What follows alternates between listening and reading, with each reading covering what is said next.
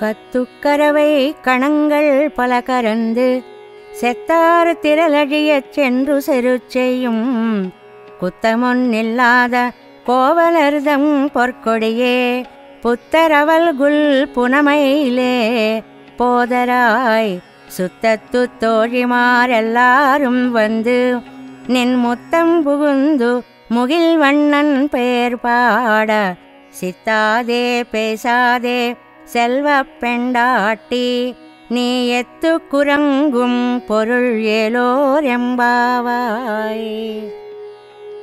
ఓ గోపాలకుల తిలకమా, ఓ చిన్నదానా, లేత వయస్సు కలిగిన పశువుల యొక్క అనేకమైన సమూహ సంపద కలిగిన మీ వంశం చాలా గొప్పది. ఆ సమూహాల పాలు పిదుక తగిన వారును, శత్రువులు నశించినట్లు యుద్ధం చేయగలవారును, ఒక్క దోషమైనను లేనట్టి గొల్ల కులమును పుట్టిన బంగారు తీగ వంటి అందమైన దానా, పుట్టలోని పాము పడగతో సమానమైన నితంబము కలదానా, ఓ వన మయూరమా రమ్ము, నీ సకులు బంధువులను అందరూ వచ్చి నీ వాకిట నిలిచి ఉన్నారు. వీరందరూ నీలి మేఘమును బోలు శరీర కాంతి గల శ్రీకృష్ణుని అనేకమైన తిరునామములను పాడుచున్నారు. అయినను నీవు మాత్రము చలించక మాటాడక ఏలా నిద్రించుచున్నావు అని అనుచున్నారు. అనగా ఇంత ధ్వనియగుచున్నను ఉలకక పలకక ధ్యానములో ఎందుకున్నావు? ఇది శ్రీకృష్ణ సంశ్లేష అనుభవానందమే కదా.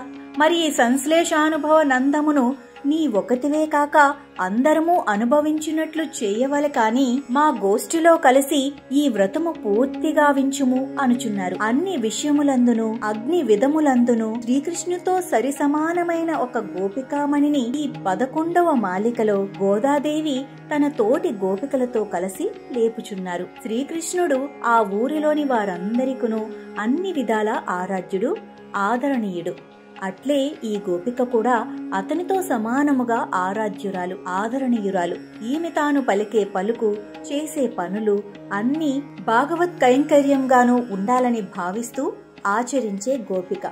అంతా కృష్ణమయంగానే తలిచేది. భగవద్వరం కానిది ఏదీ ఉండరాదని ఈమె భావన. అందువల్ల ఈమె భావానికి తగినట్లు భగవత్ చింతనంలోనే ఉండటం వలన ఆ శ్రీకృష్ణ సంశ్లేషానుభవంలోనే మునిగి ఉంటుంది, అందులోనే తదైక్యం చెందుతూ ఉంటుంది.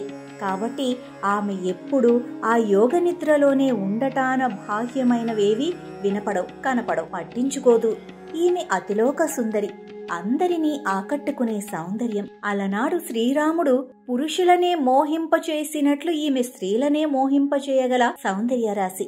సౌందర్యంతో పాటు శ్రీకృష్ణానుభవ సౌందర్యం కూడా తోడై సాటి గోపికలనే మోహింపచేసిన ఈమెను ఈ మాలికలో మేల్కొలుపుతున్నారు.